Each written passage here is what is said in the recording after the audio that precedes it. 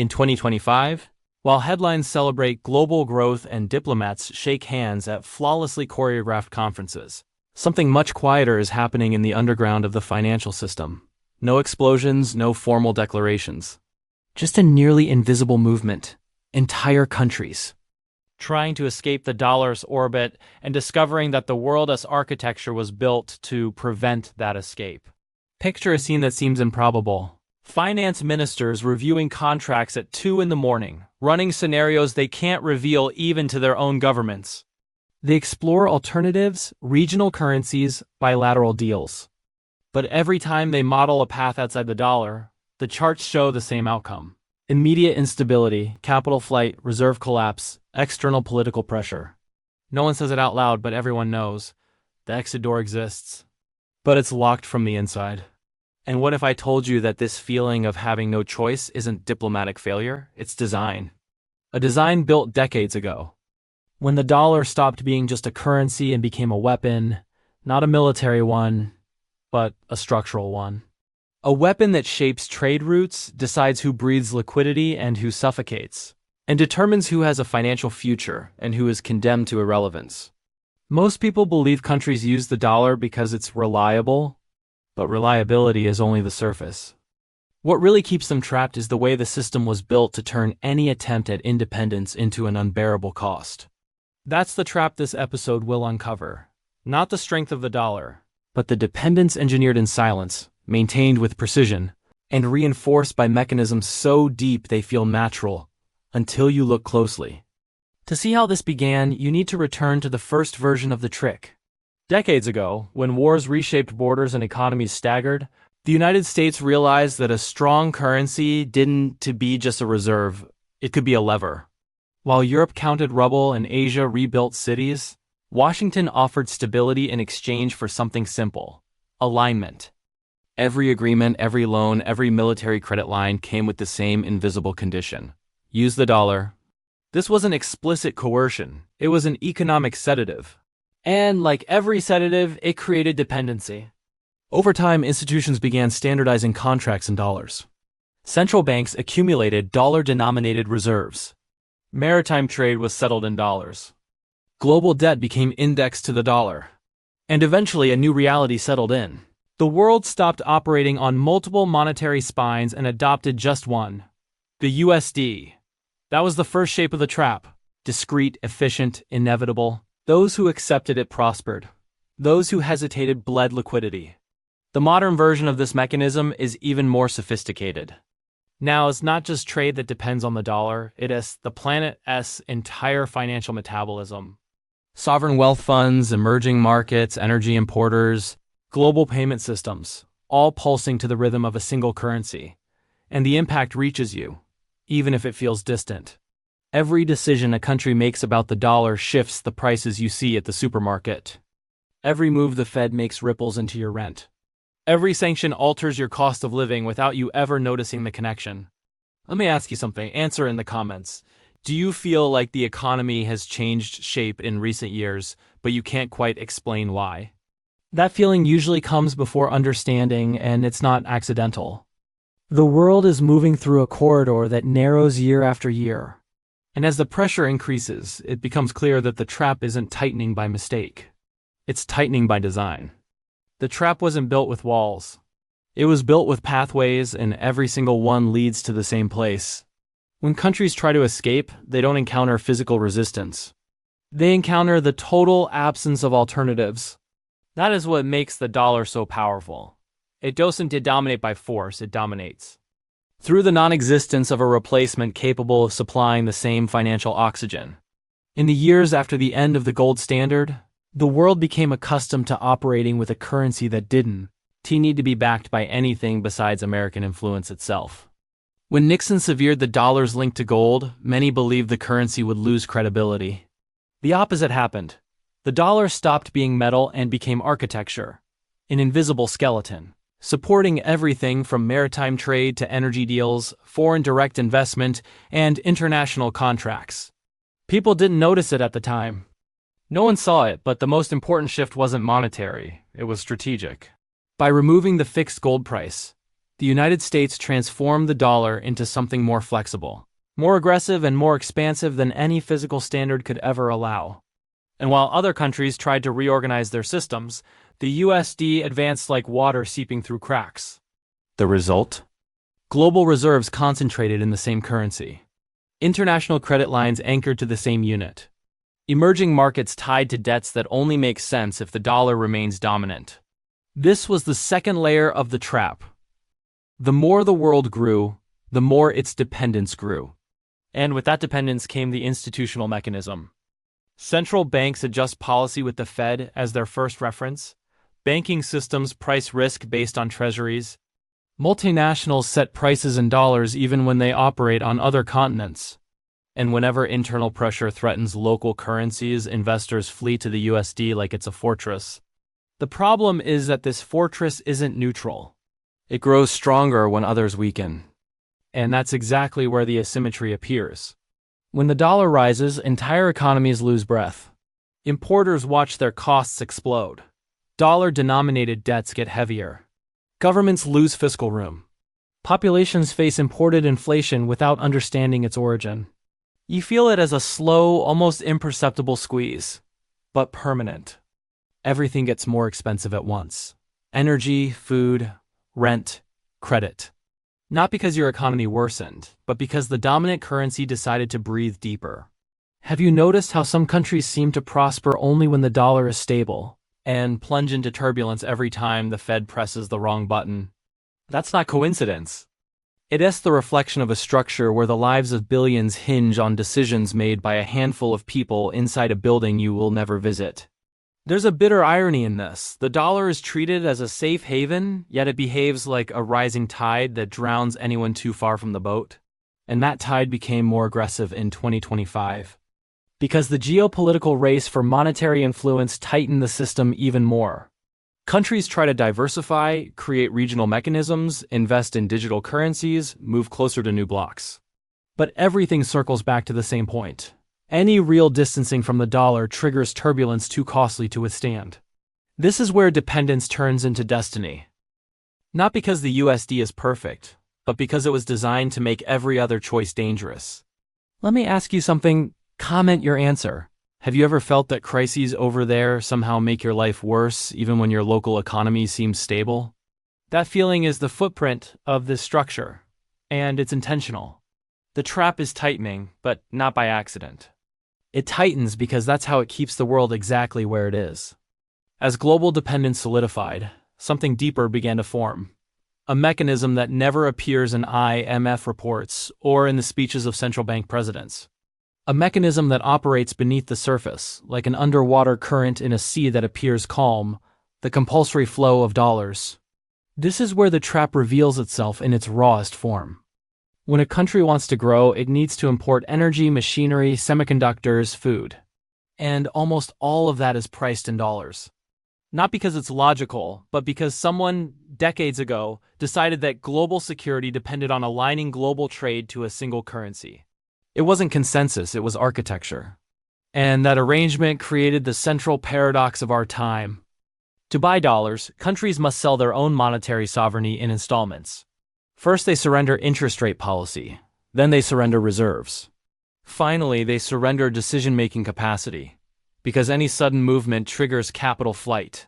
And capital flight is a sentence. The darkest part is how the cycle feeds itself. When the dollar tightens, countries rush to accumulate it. When they rush, they drain their own economies. When they drain, they become weaker. And when they become weaker, the dollar becomes even stronger.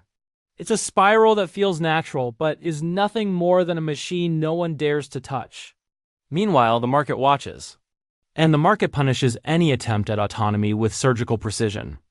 All it takes is for a country to announce it will diversify reserves or reduce its reliance on the USD, and investors immediately pressure its currency, widen spreads, raise risk premiums. It's not coordinated action, it's reflex. A conditioned instinct embedded in the system itself. How do you compete against a mechanism that reacts before you even act? This automatic punishment reflex has been tested countless times. Southeast Asia in the 1990s, Latin America in the 1980s and 2000s, the European periphery after 2010, and more recently, nations attempting to negotiate energy outside the dollar. All face the same fate. Instant volatility and a clear message: if you challenge the tide will drown you. The irony is that official discourse still repeats that a multipolar world exists. But multipolarity without financial infrastructure is just rhetoric. And financial infrastructure doesn't arise from good intentions. It arises from concentrated power. Power that today flows through channels that inevitably converge on Washington and New York. You feel this in your daily life, even if you don't notice it. Prices that shift with no local explanation. Inflation that seems imported from somewhere you've never seen. Your money losing strength because of external decisions. Your cost of living rising due to movements that have nothing to do with you. Let me ask you something. Have you noticed that your life responds more to the Fed's decisions than to your own government's? That inversion is one of the clearest signs that the trap isn't to just geopolitical, it's existential. Existential because it defines not just an economy, but a civilization's direction. It defines who gets to plan the future and who spends life putting out fires. It defines who writes the rules and who lives under them. It defines who controls the present and who struggles to survive the lag. And as 2025 unfolds, the pressure rises. Not by accident, but because the system requires it. The dollar doesn't dominate because it is strong.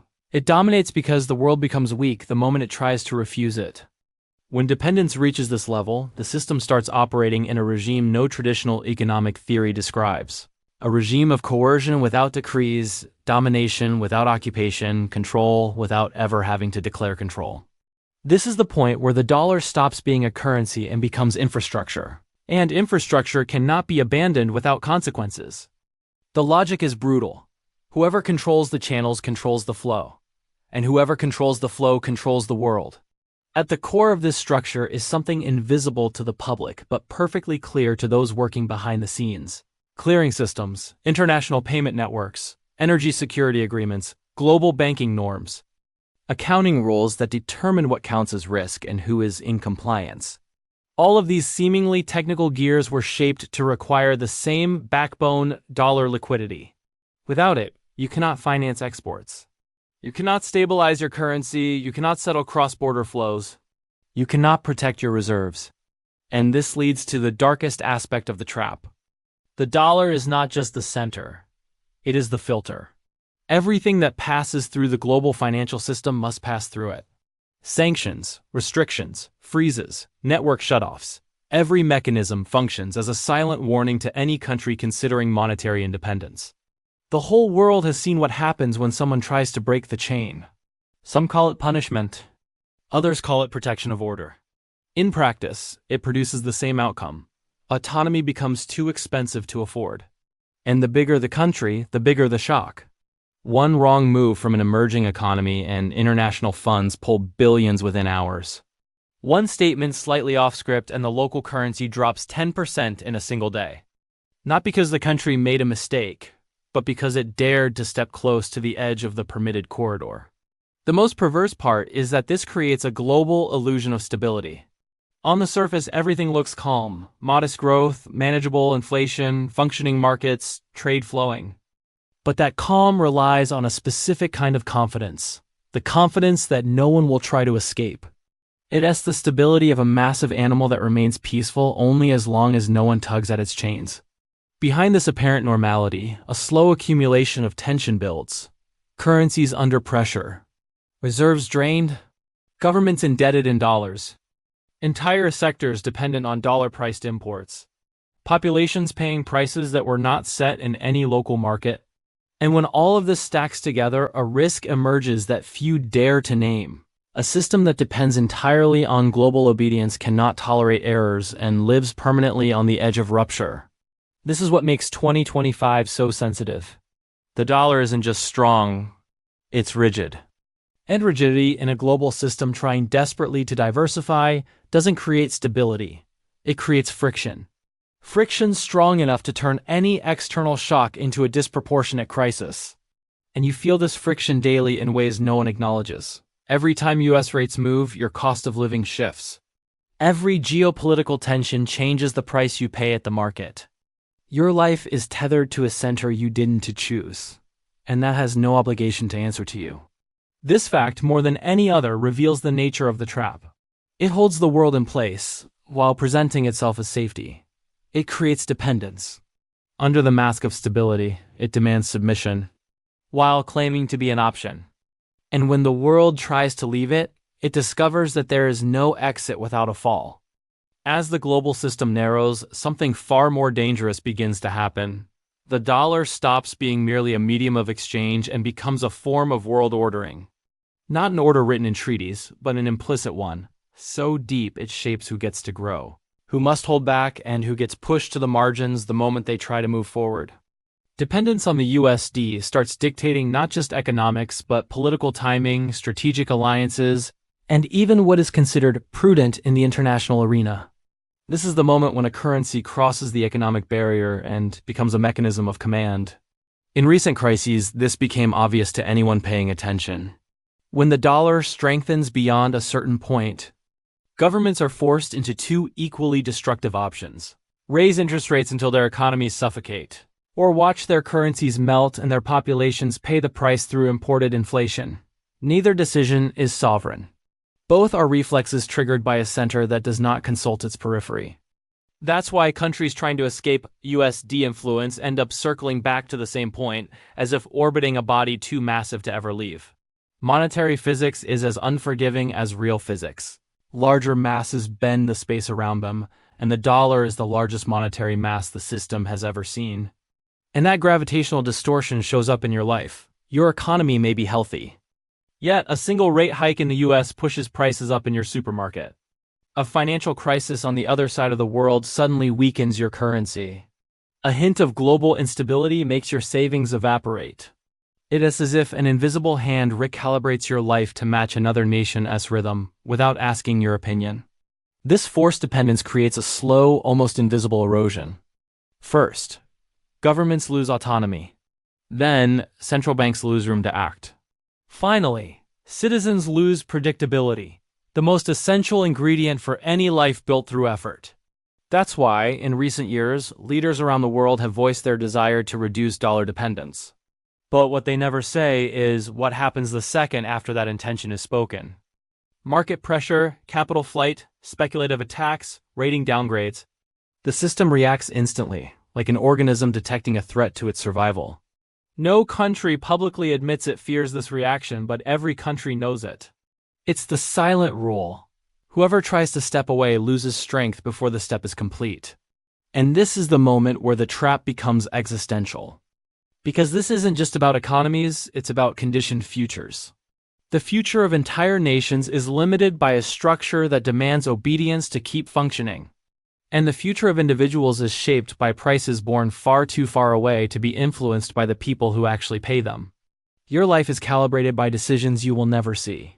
Your cost of living, your real income, your ability to save, all shaped by a system that doesn't need to know your name to decide your fate. And the most disturbing part is that, for many people, all of this feels normal. Normal until the next rupture reveals just how artificial that normality truly is. At the peak of this entire trajectory, the truth holding the whole trap together finally reveals itself. The dollar doesn't dominate the world because it's strong. It's strong because the world was built to depend on it. And any system constructed this way eventually shows its true nature. A labyrinth where the exit exists. But every path leading toward it is designed to punish whoever tries to reach it. That's where the eternal pattern becomes clear. The world tries to break free. The structure tightens. Escape becomes dangerous. Return becomes inevitable. And with each turn of this cycle, the corridor narrows. Today, in 2025, the corridor is practically touching the walls. The tension you see in markets and headlines, in the improvised speeches of finance ministers, all of it is just the surface reflection of something deeper. The fear that a real rupture would expose how fragile the system becomes the moment someone tries to step outside it. It's a type of fragility that doesn't explode. It implodes, silently, violently, from the inside out. And this is where the impact stops being geopolitical and becomes personal. Because the final question isn't about the fate of nations, it's about yours. Your salary, your savings, your capacity to plan, your margin for error. You live inside a monetary order that affects you long before you realize you've been affected. You carry the cost of an architecture that never consulted you. And when the machinery grinds to a halt, you won't be the one who receives the warning. This is the moment the realization hits. There is no neutrality. Either you're close to the center, where decisions protect the people who make them, or you're on the outer edge, where every fluctuation begins as a statistic and arrives as a real loss. And as uncomfortable as it is to admit, there is no perfect refuge inside a system built on dependence. There's only one brutal clarity: the understanding that the financial lives of billions are attached to a force that doesn't need to be fair, only functional. The dollar remains dominant not by consensus, but by asymmetry. And as long as that asymmetry persists, the world will keep revolving around a currency that tightens the grip every time someone dares to question its throne. If this episode helped you see the structure more clearly, leave your take in the comments and subscribe. The more people avoid this conversation, the more the system benefits from the silence.